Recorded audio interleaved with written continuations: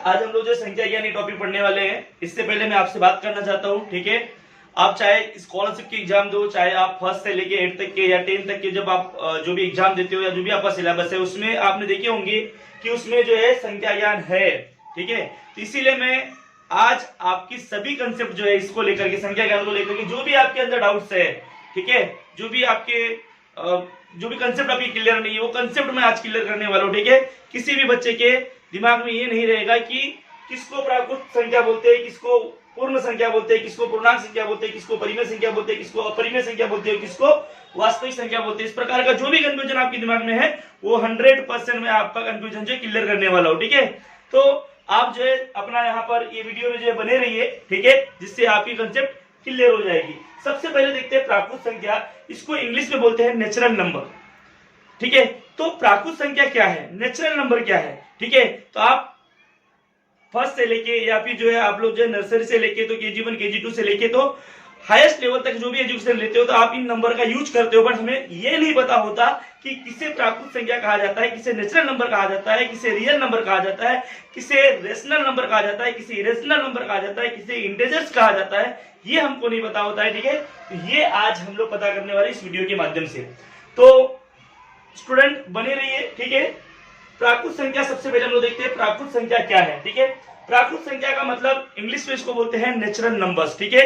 तो प्राकृत संख्या में 1 2 3 4 5 6 इस प्रकार की असंख्य संख्याएं जो है, ठीक है, etc इस प्रकार की असंख्य संख्याएं, जितनी भी संख्या जो है वो सभी संख्याओं का समावेश जो है प्राकृत संख्या में होता है, ठीक है।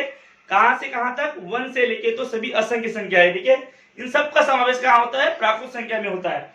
अब इसके बाद देखते हैं, ये होगी प्राकृत संख्या की कंसेप्ट। 1 से लेके 1 2 3 4 5 6 जितने भी इसमें पॉजिटिव नंबर्स है, ठीक है, ये सभी पॉजिटिव नंबर जो आगे आएंगे वो सभी जो है इसमें प्राकृत संख्या में उसका समावेश होता है, ठीक है। इसकी शुरुआत 1 से होती है। इसकी शुरुआत कहां से होती है, 1 से होती है। हमेशा अपने दिमाग में टेप करके रखो आप, ठीक है।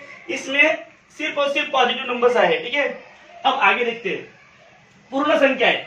अब इस प्राकृत संख्या में जैसे कि वैसी प्राकृत संख्या को मैं लिख दिया यहाँ पे, ठीक है, 4 5 6 etc, ठीक है। अब इस प्राकृत संख्या में यदि मैं 0 जोड़ दूं, ठीक है, 0 ये नंबर जो है ना तो ऋणात्मक है, ना तो धनात्मक है, ना तो नेगेटिव नंबर है, ना तो पॉजिटिव नंबर है, ठीक है। ये आप सबको इसकी कंसेप्ट क्लियर होना चाहिए कि 0 ना तो ऋणात्मक है, ना तो धनात्मक है, ना तो पॉजिटिव है, ना तो नेगेटिव है, ठीक है।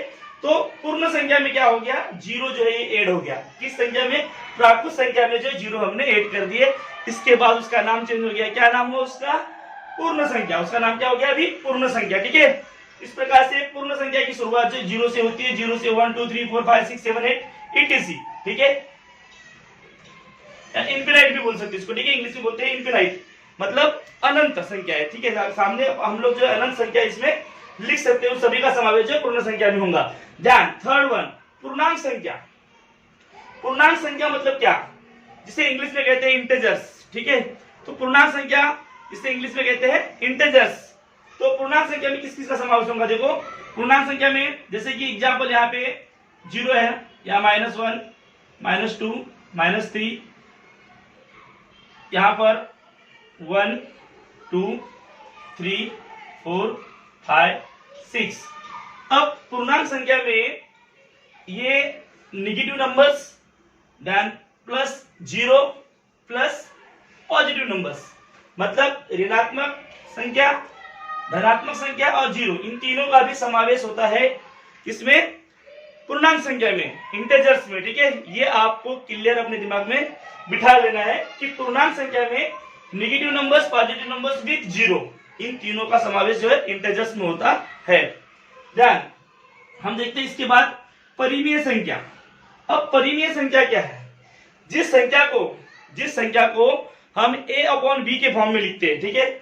जिस संख्या को हम a/b के फॉर्म में लिखते हैं, बट एक इंपॉर्टेंट और बता दूं कि ये पहचानते कैसे, a/b के फॉर्म में लिखते तो है परिमेय संख्या में a/b के फॉर्म में लिखते हैं, पर b जो है is not is equal to 0, मतलब b जो है ये 0 नहीं होना चाहिए, b जो है ये 0 नहीं होना चाहिए, मतलब यहाँ पर कोई भी शून्येतर संख्या होना चाहिए, ठीक है, कोई भी क्या होना चाहिए, शून्येतर संख्या होना चाहिए, तब हम लोग जो है इसको परिमेय संख्या कहेंगे। यदि मान लो यहाँ पर एग्जाम्पल लेते हैं, एक एग्जाम्पल लेते हैं, ठीक है, यहाँ 35 है अपॉन 0 है, तो इसका वैल्यू जो है 0 हो जाएगा, मतलब ये जो है ये पूर्णांक संख्या नहीं है।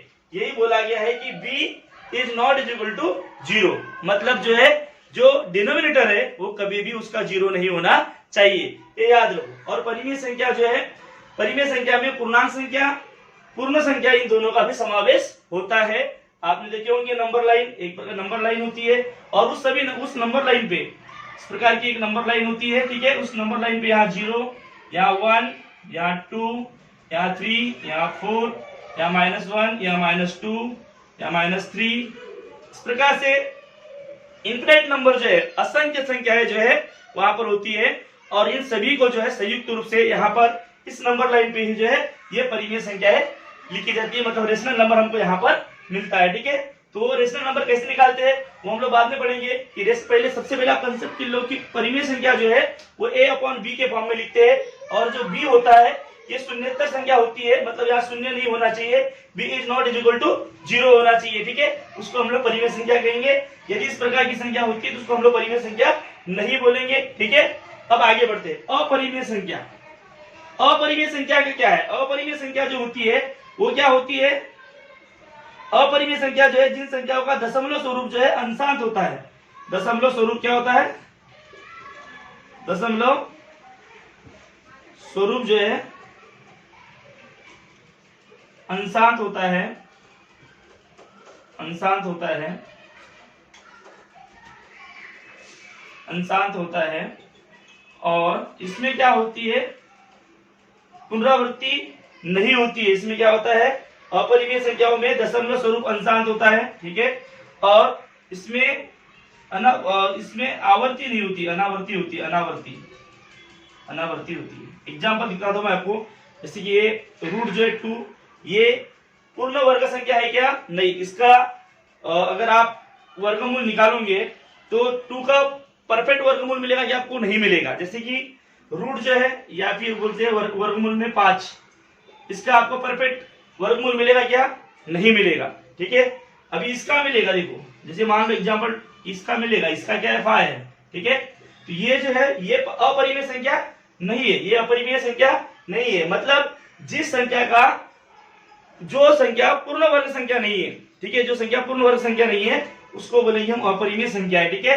जैसे कि यहाँ पर ये 7 जो है, इस 7 का वर्गमूल आपको पता है क्या, इसका वर्गमूल जो है आपको दशमलव में आएगा, ठीक है, दशमलव के स्वरूप में मिलेगा, प्रॉपर इसका वर्गमूल नहीं मिलेगा। जैसे कि 5 का वर्गमूल जो है 5 है, 25 का वर्गमूल क्या है 5 है, वैसे आपको जो है 7 का वर्गमूल नहीं मिलेगा, बिल्कुल भी नहीं मिलेगा। तो इसको हम लोग जो है अपरिमेय संख्या बोलेंगे, इसको बोलेंगे अपरिमेय संख्या, ठीक है, जिसका पूर्ण वर्ग संख्या नहीं होती है, ठीक है, ये पूर्ण वर्ग संख्या या इसका वर्गमूल जो है ये प्रॉपर नहीं होता है, ठीक है, ये दशमलव के स्वरूप में होता है। तो अपरिमेय संख्या जो हमेशा दशमलव स्वरूप में होती है, और इसमें अनावृत्ति होती है, अनावृत्ति होती है मतलब रिपीटेशन नहीं होता है इसमें। जैसे कि एग्जांपल बता दे रहा हूं आपको, 3/4.456 ये हो गया इरेशनल नंबर, मतलब इसको बोलेंगे अपरिमेय संख्या, इसको बोलेंगे अपरिमेय संख्या। उसके बाद अगर मान लो इसी को मैं ऐसा लिख दूं 7/4 ये हो गया, ये होगी परिमेय संख्या, ये अपरिमेय संख्या है क्या, नहीं है, क्योंकि यहाँ पर रिपीटेशन है, यहाँ पर रिपीटेशन है 04 ध्यान 040 ध्यान 040, इस प्रकार का रिपीटेशन है। ये अगर इस प्रकार का रिपीटेशन होता है मतलब इस प्रकार की आवर्ती होती है तो उसको बोलते हैं परिमेय संख्या, और इस प्रकार की अगर आवर्ती नहीं होती तो उसको बोलते हैं अपरिमेय संख्या। अब आपको एक इंपॉर्टेंट चीज और स्टूडेंट बता दूं कि इसमें जो लास्ट है वास्तविक संख्या है, वास्तविक संख्या है क्या है, किसे कहते हैं वास्तविक संख्या है, तो वास्तविक संख्या जो है हम लोग किसे बोलेंगे, जिसमें परिमेय संख्या और अपरिमेय संख्या इन दोनों का समावेश होता है उसे बोलते हैं वास्तविक संख्या। वास्तविक संख्या को इंग्लिश में बोलते हैं रियल नंबर, ठीक है। तो वास्तविक संख्या में जो है परिमेय संख्या और अपरिमेय संख्या दोनों का समावेश होता है। इट मीन्स जिसमें ये सभी संख्या, प्राकृत संख्या, पूर्ण संख्या, पूर्णांक संख्या, परिमेय संख्या, अपरिमेय संख्या सभी का समावेश जो है वास्तविक संख्या में होता है। तो परिमेय संख्या हम लोग लिख सकते हैं, परिमेय संख्या और अपरिमेय संख्या, ठीक है। अपरिमेय संख्या मतलब रेशनल नंबर और अरेशनल नंबर जो है, रेशनल नंबर दोनों को जो है हम लोग क्या बोलेंगे, संख्या को संयुक्त रूप से वास्तविक संख्या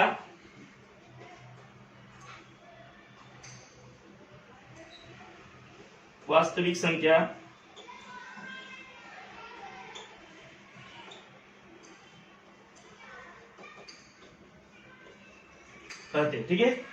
तो अब अगर किसी ने आपसे पूछा कि वास्तविक संख्या क्या है, तो आप उसमें वो जो है अंशांश भी होंगी, ठीक है, जो मतलब दशमलव के फॉर्म में लिखी जाएंगी, दशमलव के स्वरूप में लिखी जाएंगी।